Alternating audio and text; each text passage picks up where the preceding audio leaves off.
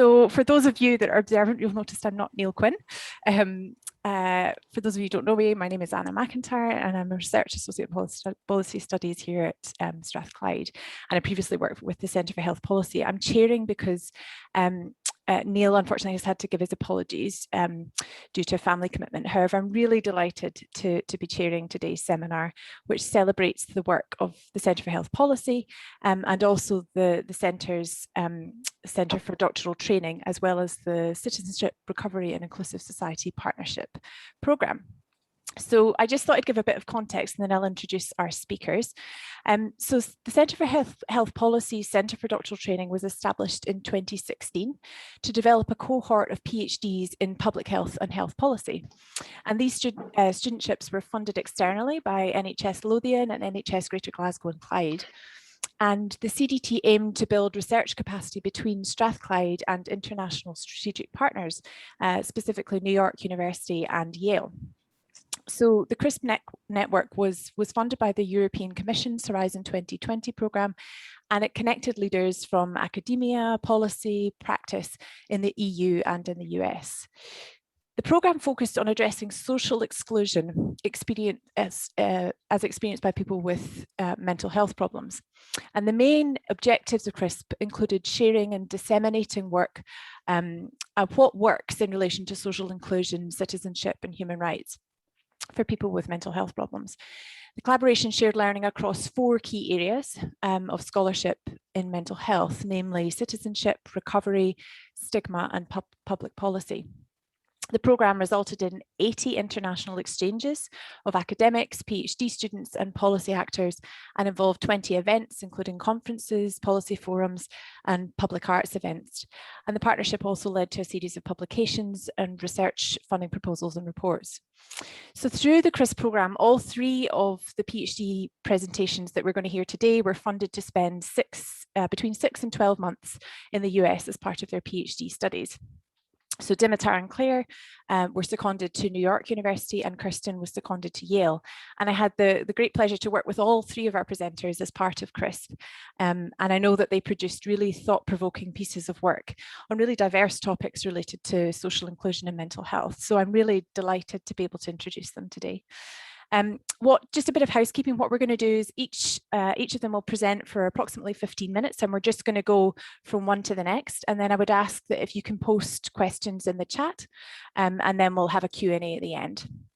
And I'm also just going to introduce all 3 of them at once and then they'll just go from one to the next. So first we have Claire Goodfellow, who is now a research assistant at the MRC CSO Social and Public Health Sciences Unit at the University of Glasgow, where she's working on an ESRC funded project which uses secondary and national data sets to investigate the impacts of loneliness and social isolation on adolescents and young people and their mental health and well-being. So Claire's PhD was really closely related to the work that she's now doing, and it examined mental health literacy and stigma for adolescents in Scotland, and she looked at how these factors impacted on help seeking. Next, we have Dimitar, who's a research fellow at the Institute for Inspiring Children's Futures here at Strathclyde. Dimitar's PhD looked at the experiences of people with serious mental illness and experience of homelessness, both in Glasgow and in New York, and examined their personal recovery experiences. And finally, we have Kirsten Maclean, and Kirsten is People-Led Policy Officer at Inclusion Scotland. Kirsten's PhD used the lens of MAD studies to examine and understand citizenship and social movement learning. So you'll see a really set of diverse projects, and I'm really delighted to invite each of them to speak today. And to begin with, I'll first hand to Claire. So first of all, it's really wonderful to be back at Strathclyde. So thanks very much for having me today. As Anna explained, I'm going to present some of my PhD research to you today. So just before I get kind of stuck into exactly what the research was and what some of the key concepts are, I thought it might be useful just to give an overview of the PhD and where it came from. So really it was born out of an interest into why, despite an increasing rate of poor mental health among young people, that help seeking was still relatively low. And that was particularly the case among young people from more deprived areas. And so from that, as you'll all know, being researchers, the topic moves a little bit. I'm just kind of looking at the literature around help-seeking and accessing services, it became very clear that key barriers were things such as stigma and also a relative lack of mental health literacy among young people. And I'll go on to explain mental health literacy in a little bit more depth.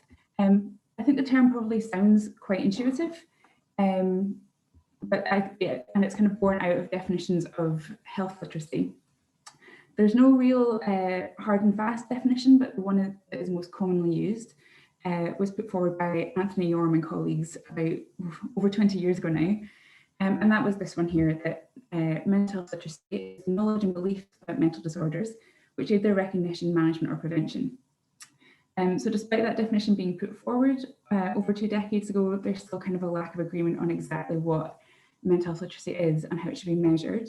But most research that is done in terms of mental health literacy is done within an adult context. And so it's a little bit more tricky to understand how literacy might inform young people's behaviours, which is where my PhD hoped to come in and provide some new knowledge. In terms of how literacy is kind of further defined in the literature, it's often defined as being comprised of multiple components. The original definition that I showed you in the previous slide was then kind of broken down to be comprised of 6 different constructs. And those are to do with things like the ability to recognise specific disorders or types of psychological distress, knowledge and beliefs about risk factors or causes of psychological problems, as well as knowledge and beliefs about self-help interventions, knowledge about kind of professional help or support that might be available, knowledge or attitudes towards seeking help for mental health problems. And finally, there was a construct within that was to do with knowledge of how to seek mental health information. So it's really quite a wieldy construct. More recently, it's been narrowed down to sort of 4 key concepts, including things like decreasing stigma. But it is this kind of overarching construct that's comprised of smaller sections. Despite mental health literacy being well known in the literature as being comprised of lots of separate sections or separate constructs, it's almost never in the literature is mental health literacy broken down into those different constructs to see how they may act differently on outcomes such as help seeking. And generally, if you're measuring mental health literacy in a study, participants will be asked a range of questions, which is then kind of computed into an overall kind of a global score of mental health literacy. So it's still a little bit unclear about how things like recognition of mental health versus knowing how to seek help might impact differently on young people's mental health outcomes. Giving a background into stigma and what stigma is, that's probably a large ask for a 15-minute presentation. Very broadly, sort of the original, or one of the most well-stated definitions of stigma, was put forward by Erving Goffman back in the 1960s as something which can reduce the individual from a whole and usual person to a tainted or discounted one. But the idea is essentially that stigma is a mark or an attribute that is sort of almost inherent in a stigmatized group. I think that is kind of more modern literature, more contemporary literature. The idea of stigma has moved from being a mark or an inherent flaw to more of being a label and kind of putting the onus of stigma onto the stigmatizer rather than the stigmatized group. As I came to learn when I started doing more research into sort of academic literature on stigma, it's a very broad construct. There are very many different forms of stigma, and I've just kind of highlighted just a few to kind of give an overview of how complex the literature on stigma actually is. So stigma tends to be defined by its source. So you have things like self-stigma, so the extent to which you would hold stigma towards yourself. Structural stigma I found really fascinating. Unfortunately, I didn't have time to study that in my own kind of PhD, but structural stigma is more to do with how government policies or services may inadvertently discriminate against young people who do have a mental health problem. So the stigma literature is very vast. I, in my PhD, chose to focus on 2 specific forms of stigma, and that was personal stigma and perceived stigma. So again, personal stigma, fairly self-explanatory. It is the extent to which a person holds their own stigmatizing attitudes. And perceived stigma is the extent to which you as a person or a young person might perceive that stigma exists out there in the population. And there was two reasons that I chose to look at these specific subgroups of stigma, and that was partly because a lot of the stigma research will look at just one form of stigma and how that impacts on perhaps one outcome.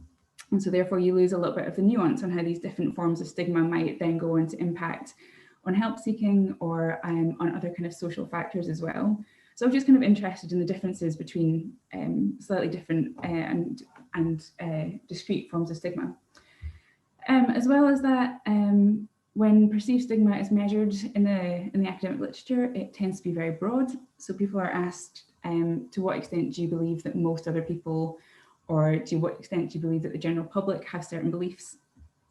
And given that I was really interested in looking at adolescents' stigma beliefs, I was aware that certain peer groups or certain social groups are particularly influential in that stage of development.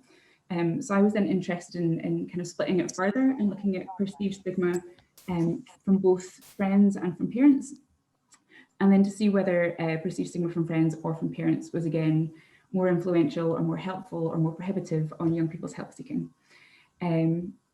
So that was kind of an overview of, a very brief overview of stigma and mental health literacy and kind of what those constructs actually mean. But I thought it would be important to also discuss why they matter. And I'm sure we've all seen headlines similar to this, especially in recent times. And as Anna said at the start, my current position looks into loneliness and mental health, and it's very clear that COVID pandemic is not helping poor rates of poor mental health among young people. It's absolutely exacerbating existing mental health crisis. So it's really important, I think, especially in the current climate, to understand how we can facilitate greater help seeking, particularly by looking at mental health literacy and stigma. And just as an example of how these do affect young people, I've pulled out some stats. So I think something about just over half of young people won't seek help for a mental health problem. And this is young people who've experienced poor mental health. They didn't seek help in the first instance because they just didn't understand what it was that they were going through, and what they were going through was something that they could seek support for. And around 3/4 of young people weren't aware of what mental health information or what mental health services were available to them in their local area. So there's both a lack of recognition of what a mental health problem is, and also a lack of kind of where to go for help once you're aware, or once you realise that you are at the point of needing help. In terms of stigma, that does have really real impacts on young people and on their day-to-day life. So I think nearly 2/3 of 11 to 17-year-olds have said that they're unwilling to talk to someone about their mental health because they are fearing that judgment or that fear of being excluded for being different. And in a survey by, I think it was Time to Change, I think it was 77% of young people with a mental health problem said that they are missing days at school due to their mental health. But more than half of those young people were blaming their absence on physical health problems, because being off school for feeling poorly, having a headache, being ill is just seen as more normal and less stigmatizing than being open about their mental health. So these things do really matter, and they're very important for young people and how they kind of navigate school and social lives. I'm going to move on to talk a bit more about my research specifically. So I did a cross-sectional survey with adolescents in Scotland, and the first stage was obviously to develop my questionnaire, which took measures of mental health literacy, stigma, both personal and perceived, and perceived stigma, as I said, from both parents and from friends specifically, and as well as help-seeking intentions. And I also took measures of economic status, both subjective and objective, and just some kind of census-related demographic data. Before taking it out into schools, I did obviously pilot my questionnaire, and that was for both practically realising, to try to get a judgment on how well understood some of the measures were, especially because some of them were designed initially for adults. But beyond that, it was also because I was aware that as an adult and as a mental health academic, and as someone who'd worked clinically in mental health, my definition of mental health problems and what that meant might perhaps be different to a 12 or 15-year-old's. So I went out and did some small qualitative work and asked young people, what does the phrase mental health problems mean to you? Just so that we could have some kind of validity, and I knew that I was measuring what I thought I was measuring, and young people were kind of aware of what mental health problems were. And I did get some really fabulous answers. Some young people were very neuroscientific and said that they thought mental health problems were to do with the dysregulation of the prefrontal cortex. And as someone with a degree in neuroscience, I was very impressed and a little bit jealous of their early knowledge. And also within the piloting, there was kind of more slang terms, which we also didn't include in the definition of mental health problems. And then adolescents were quite prone to just listing kind of different diagnoses, saying, mental health problems are depression and stress and so on. But we used all the information that was given to make this kind of working definition of mental health problems and what they are. And we used that through all the research materials. I then very persistently emailed probably every school I could get my hands on, and was very lucky that 10 schools from across 8 different areas in Scotland were really helpful in facilitating the research in schools. And in the end, I was able to include data from 734 adolescents aged between 12 and 17, which essentially meant I spent many, many weeks and months entering and cleaning a very large amount of data. But I'm not going to go too deeply into the stats because I'm aware that we're kind of running short on time. But I just wanted to show this diagram so that we could kind of understand some of the findings of the PhD. So when I was measuring mental health, what I was actually picking up on was 2 distinct constructs. So I've labelled them here as mental health literacy 1, so knowledge of treatment efficacy, and below is ability to identify a mental health problem. And I then researched how that, analysed how that impacted on stigma and help seeking. What I was really clearly picking up when I was analysing the data was that there were these 2 distinct constructs of mental health literacy that I was measuring. And so I wanted to see how they would then act differently on help seeking. And in terms of knowledge of treatment efficacy, that was to do with young people responding to questions about how well they thought medication or psychotherapy were effective treatments. And then the second form of literacy I was picking up on was ability to identify a mental health problem. So how well young people were able to see that schizophrenia was a mental health problem and things like perhaps stress and grief were not. Some of the key findings that I found in my study were that girls have higher mental health literacy than boys, which was not unexpected given what's already known. I also found that mental health literacy was higher among older adolescents. Again, not entirely unexpected, but boys do hold and perceive more stigma than girls. And stigma is especially high among adolescents from ethnic minority backgrounds. Given that this research was conducted in Scotland, my proportion of young people who were not white was quite small. So it should really be interpreted with a bit of caution, but within kind of the initial analysis that I did, that was a strong finding. In terms of help seeking, older adolescents, despite having higher literacy, were less likely to seek help. I can't say why that would be purely from my own stats, but I think based on kind of what we know about development, it could be something to do with older adolescents being closer to adulthood and reaching those goals of kind of independence, and therefore seeking help is kind of counterintuitive, or it's not helping them achieve those goals by being interdependent. And what was quite concerning was that help seeking, and certainly informal help seeking at least, was lowest among those attending schools from the most deprived areas. Some of the more key findings was that in terms of stigma, your own personal stigma actually doesn't matter that much in terms of help seeking. It wasn't associated with help seeking intention at all in the young people that I looked at. But what was particularly important and what was kind of novel in my findings was that by breaking down those different forms of mental health literacy, I was able to see that actually not all knowledge is kind of good knowledge. So the more young people knew about effective treatments, the more likely they were to show intention to seek help. But actually, the better they were identifying specific mental health problems, they were then less likely to seek help. And I think there's a general sense in the literature that all mental health literacy would be helpful, and therefore educating young people on mental health problems would encourage help seeking. Whereas my findings would suggest that that's not necessarily the case. And again, what's particularly important in terms of stigma was that while personal stigma is not important for help seeking, perceived stigma really was. And despite perceived stigma from friends being rated as the highest source of perceived stigma, it was through my analysis, it became clear that actually perceived stigma from parents is particularly prohibitive in terms of seeking help. And for my final slide, I'm just going to explain some of the recommendations that were made based on the findings from my research. So they largely focus around school-based mental health literacy. So clearly based on the findings around the 2 different forms of mental health literacy that I analysed, I suggested that mental health literacy in schools should perhaps focus more on treatment and recovery-based information. And that probably ties into kind of broader narratives around shifting mental health education away from this kind of problematization of mental health and looking at it more inclusively, and discussing mental health as being kind of a normalized experience. I did suggest that it might be helpful to include parents and kind of whole school approaches to promoting positive mental health.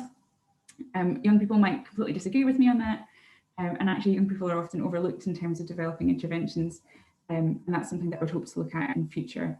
I did also suggest that any interventions might include a peer-led component, particularly because young people actually perceive a lot more stigma in their peers than actually exists.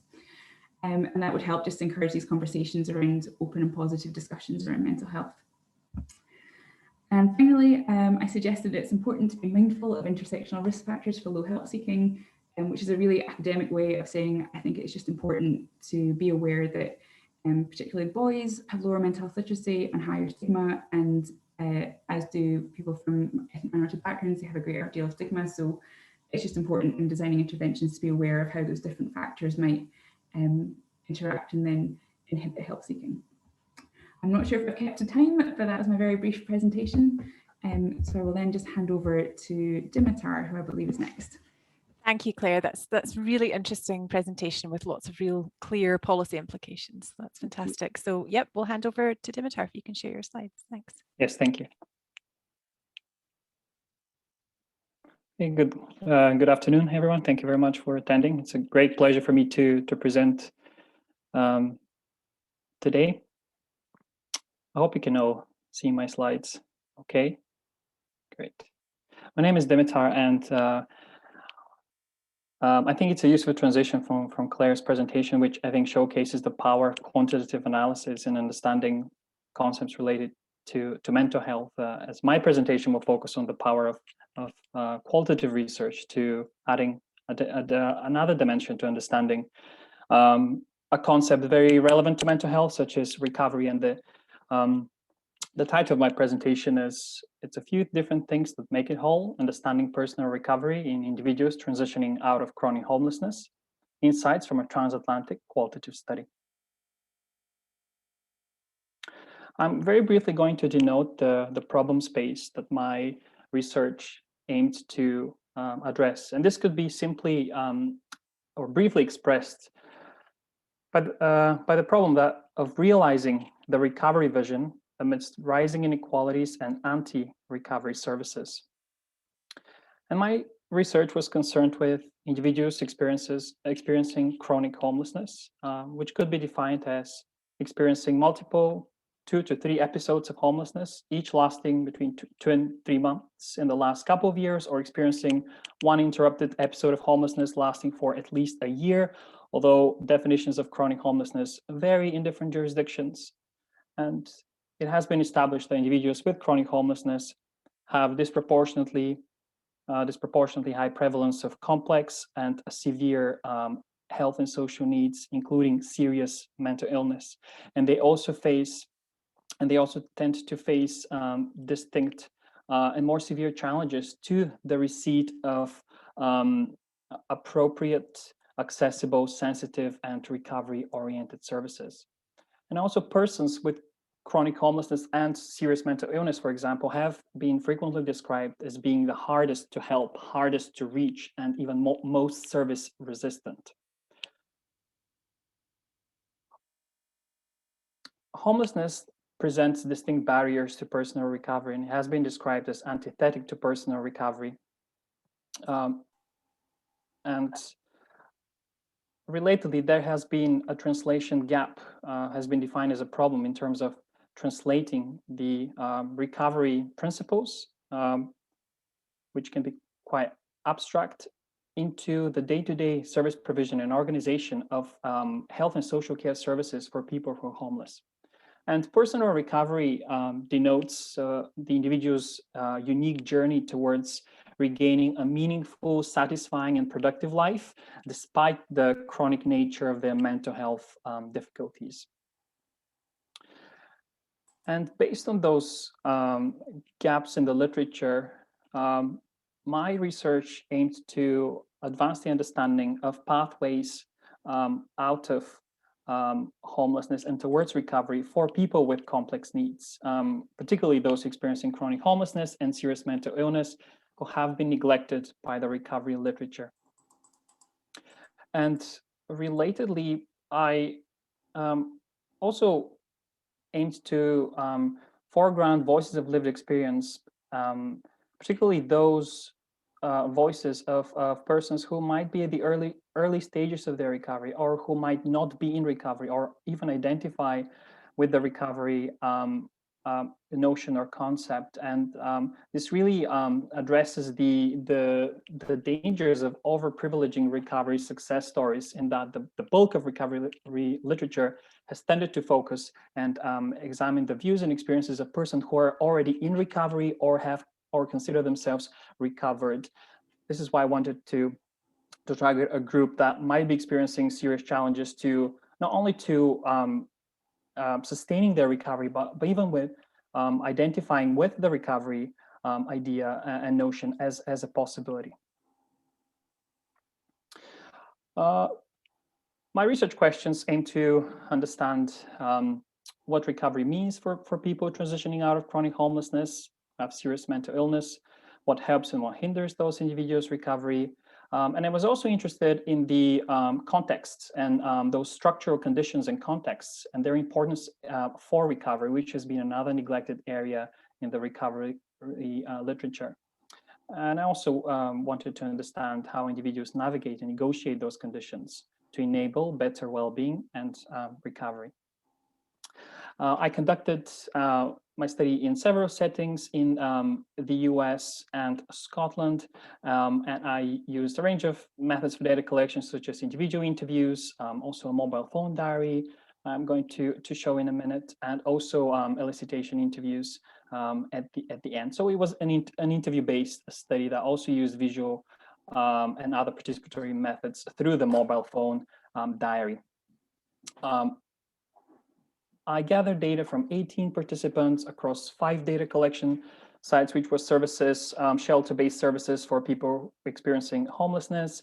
I gathered 45 interviews and more than 200 diary entries. And also my participants had spent an average of 11 years being homeless. So a very entrenched pattern of housing instability and homelessness. So quite an extreme case sampling that could be seen in my study. And this is the interface of the mobile phone diary, which use a smartphone application to gather my participants' views and experiences of their day-to-day life, their hopes and dreams, their barriers in daily life, their life priorities.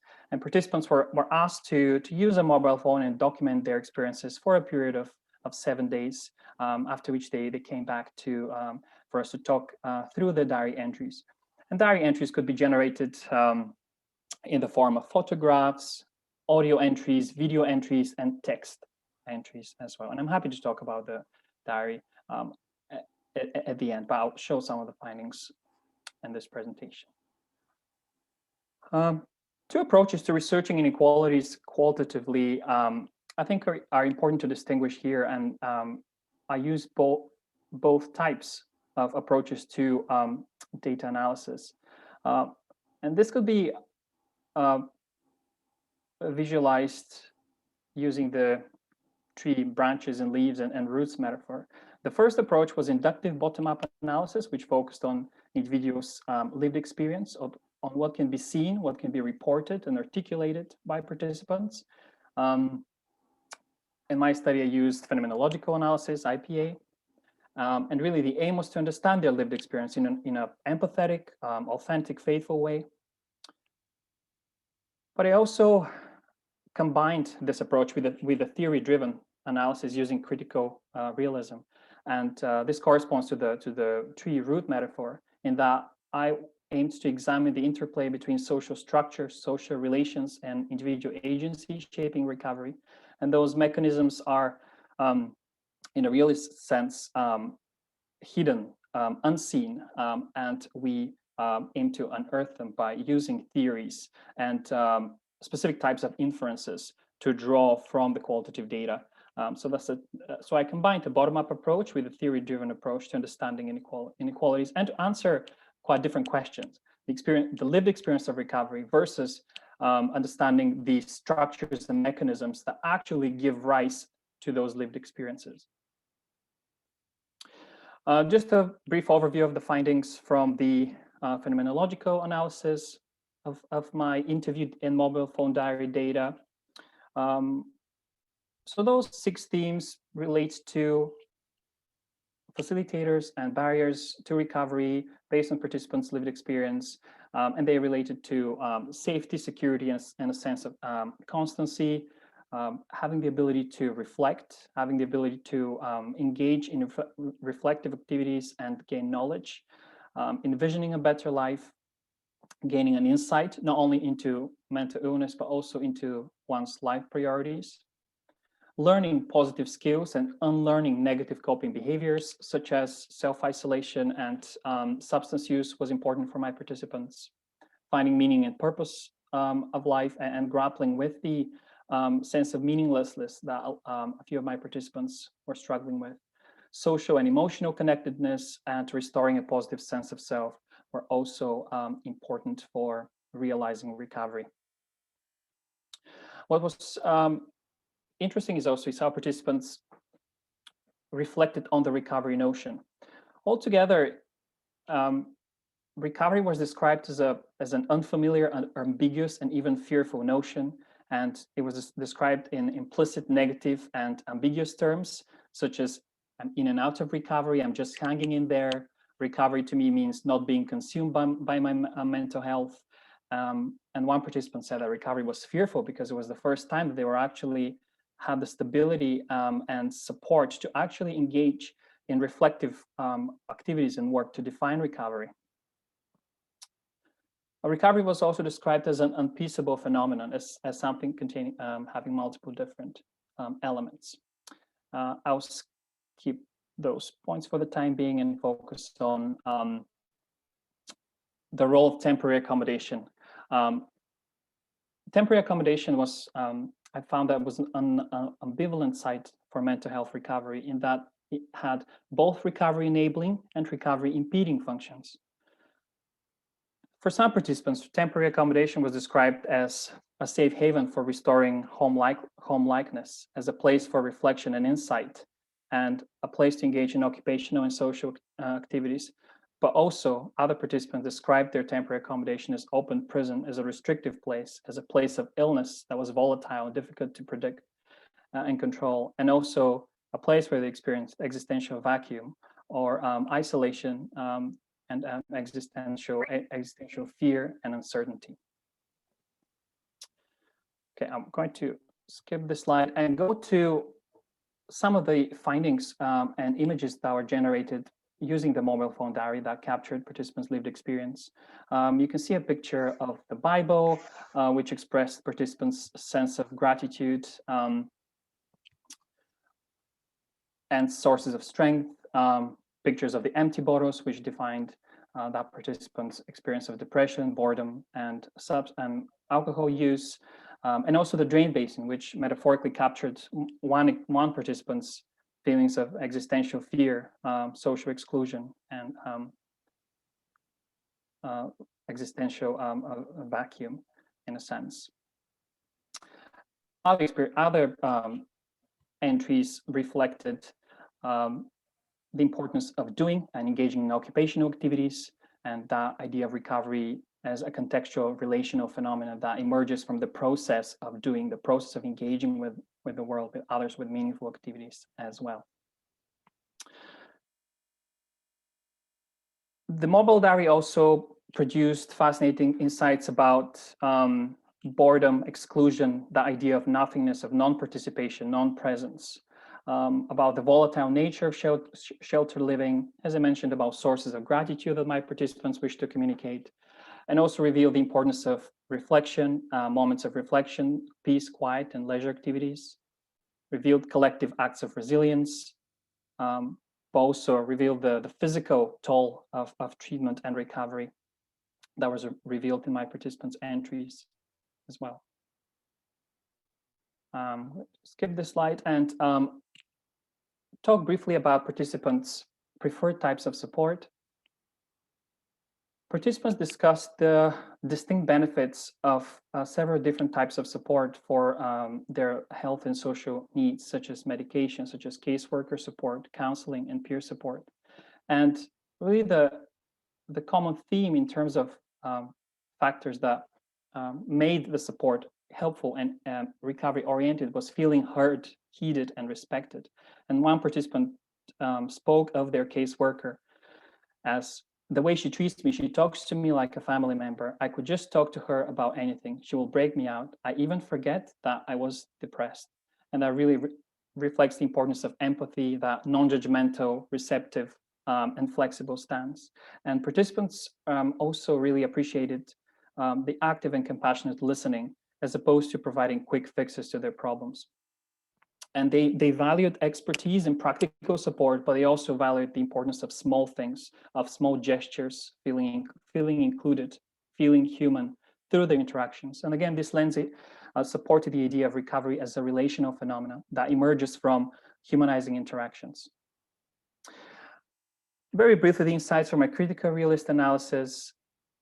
Recovery is possible, even for those that have endured severe and multiple disadvantage. However, it is dependent upon enabling and humanizing institutions, culture and relational practices, encounters, and processes. And just very briefly, my critical realist analysis produced examples of recovery enabling or impeding mechanisms at different levels of the social world, such as at the level of social structures. For example, my study produced evidence of the importance of housing, the economy, the welfare system, and other structural factors. The role of culture, such as mental health literacy, stigma, street culture, and discourses on recovery. Also, my study produced evidence of the role of social relationships and relations and potential mechanisms that related to collective acts of resilience, of affective or emotional transformation of participants' priorities and ideas about recovery as well. And one of the conclusions of this line of argument was that hope, perseverance, and resilience could be viewed as relational goods that emerged from those interactions and that foster recovery. My study also produced evidence of the role of personal agency for facilitating recovery. Participants' own inherent abilities of choice, inventiveness, imagination, those reflective and imaginative capacities. And just to conclude, that it is important to support clients in envisioning the possibilities for recovery and the good life, taking stock of their priorities, values, and ways of engaging with recovery. Helping clients engage in introspective and self-reflective activities is important, and offering a diverse mix of support services.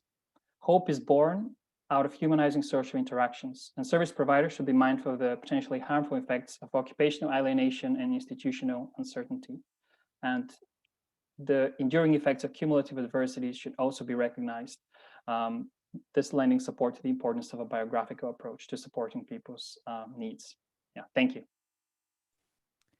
Thank you very much, Dimitar. Really fascinating work, and so important to see this marginalized population, their accounts being privileged. So we'll now move to Kirsten, if you're able to share slides, Kirsten. Just while Kirsten's doing that, just a reminder, if you've got any questions, please post them in the chat and we'll deal with them at the Q&A at the end. Thanks, Kirsten. Yeah, great, thank you. Well, it's lovely to be here, yeah, it really is. It's the first time I've presented since my Viva, and so it's yeah, I wish we could be together in person, but I just want to thank everybody that's supported me along the way as well. So there's a few familiar faces, well, lots of familiar faces. So you've all been part of this, so a huge thank you.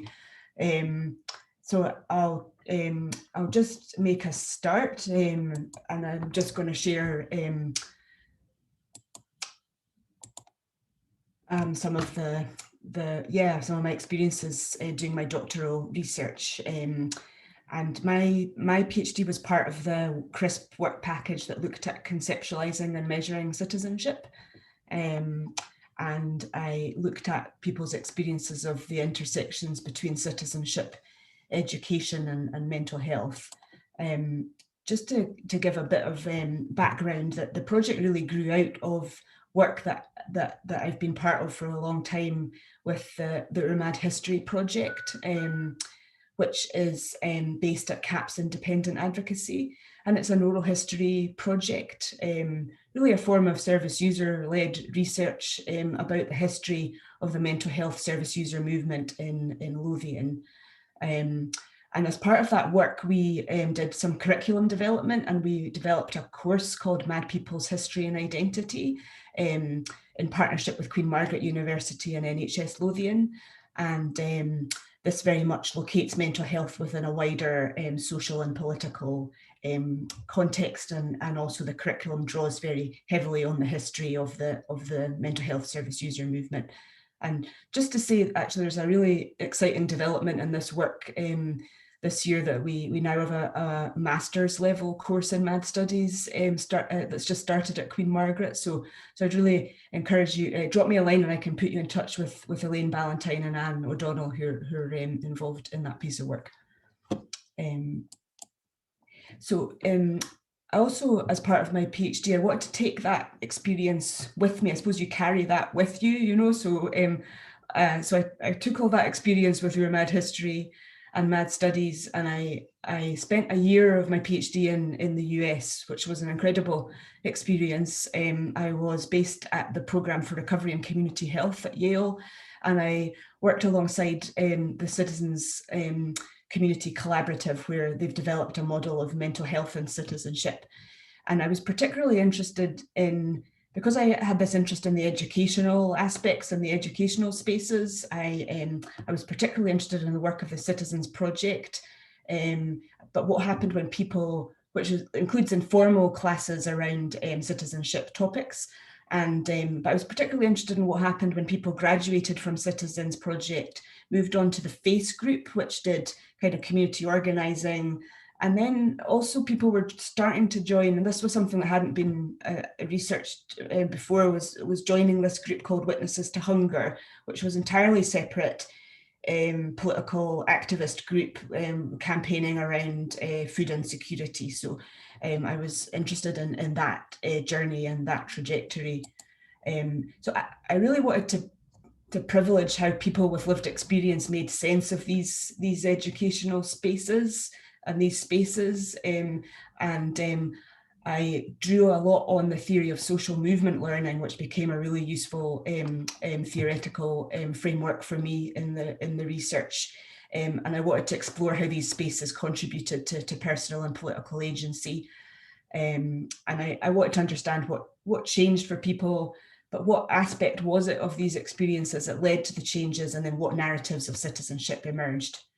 I'm wary of time, so I don't want to go into, I'm trying to be quick, so somebody make a sign if I need to go quicker. But to honour the social movement context, I aimed to have a collective and dialogical approach to the project. I used I took a Mad Studies lens to the work, and I drew on the citizenship literature, also radical adult education literature. I took what's called a bricolage, the bricolage tradition of emancipatory research, which is often, I find, is a really useful way of working alongside social movements and working when you're part of or an ally of a social movement. The bricolage is really about drawing on a range of different theories, methodologies and methods that best serves the purpose and the social justice purpose of what you're trying to do together as a movement, really, you know, so that you're creating knowledge together that's useful to the movement. I carried out 20 oral history and qualitative interviews.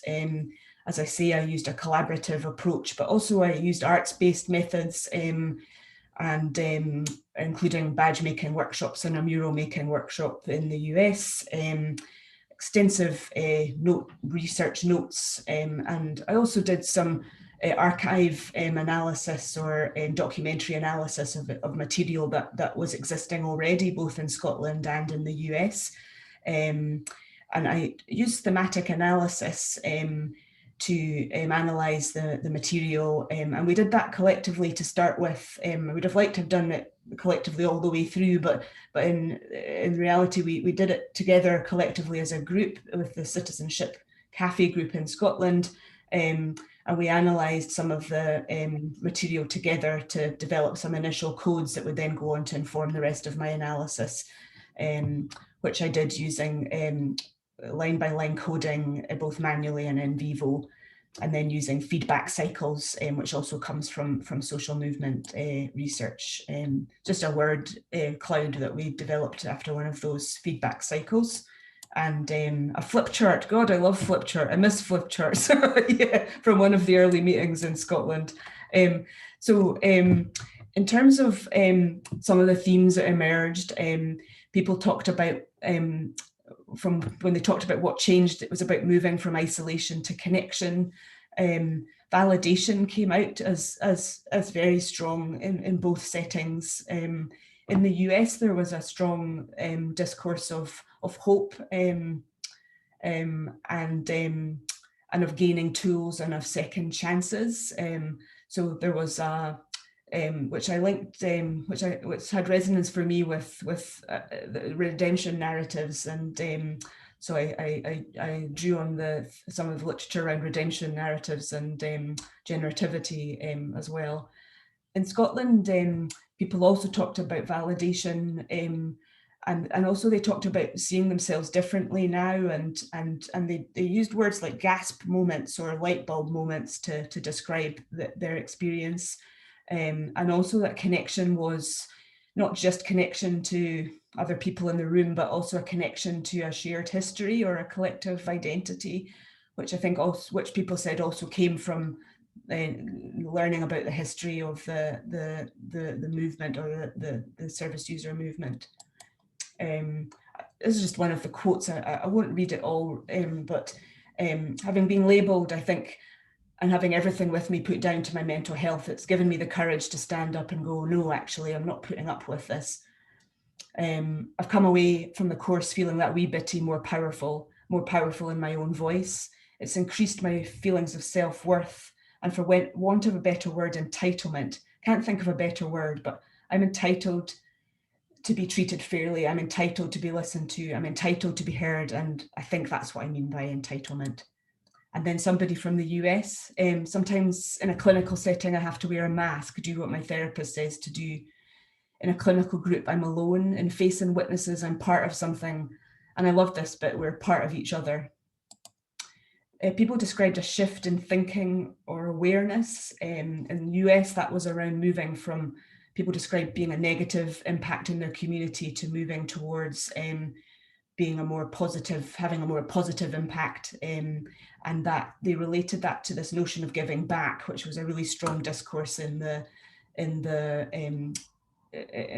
came through, and this idea of being a responsible or a good citizen. And in Scotland, it was people described a shift in terms of beginning to ask more questions towards critical thinking, and again this idea of these gasp moments or light bulb moments that happened as a result of their experience on the course. People described a journey towards increased personal and political agency, and that was described slightly different in both places. And when people talked about what was it about the experience, the relational came out very powerfully in both settings. And what shouldn't be surprising, but love actually came out, and that need for unconditional love or spaces that are loving and caring came out really strongly.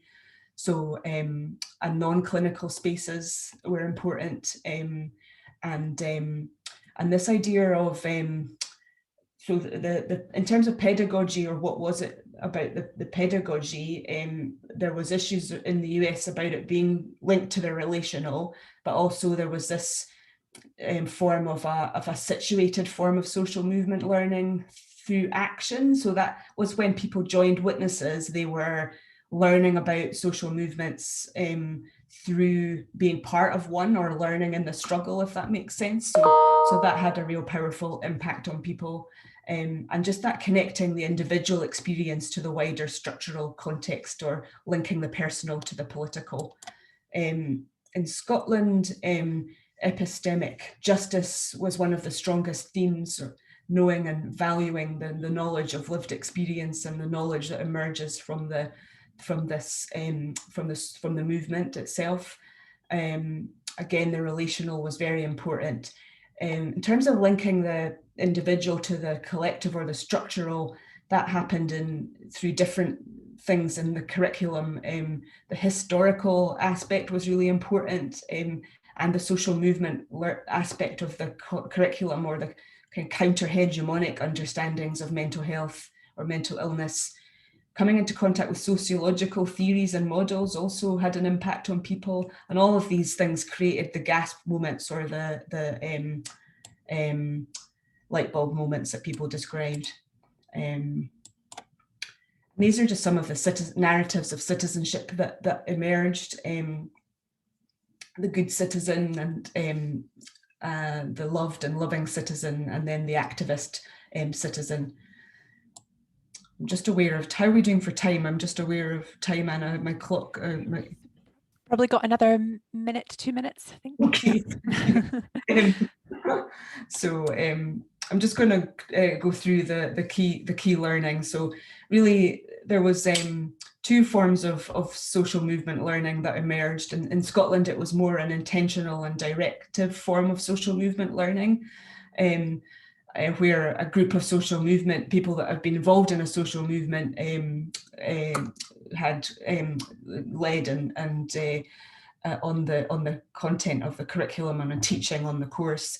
In the United States, there was sort of a new pedagogical space that was identified, where people kind of experienced learning through being in contact with a social movement.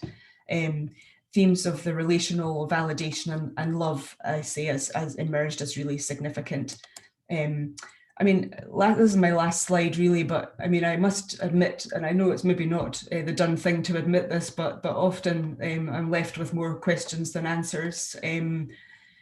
I'm troubled by challenges of doing genuinely participatory research and what that means. And I think I said in my thesis, I think you almost need to write a ghost thesis, or that delves deeper into some of the painful and messy realities of trying to do participatory research, and particularly research that is meaningful for a social movement. And I always was left feeling that I'd fallen short, so I think there needs to be more increased academic and institutional support for service user and survivor-led research. We could look more further at the role of love, or the lack of love, within the mental health system and in other spaces, including our activist and social movement spaces. I think it's really important that we have mad studies and critical mental health curriculum included in mainstream mental health professional education, or get people that are training in social work and other mental health professions to become in contact with this knowledge as well. I think that's really important. And just, the value of including this knowledge in progressing a genuinely human rights paradigm in mental health. So I better stop. Thank you very much. Thank you so much, Kirsten. I mean, really a really fascinating and powerful and honest account of very interesting work, privileging people's accounts, and really clear that the social justice focus of the work as well. So thank you to all three of you for really excellent presentations. I think it really showcases the diversity in methods and in the concepts that you've looked at. I'm aware there's some questions in the chat.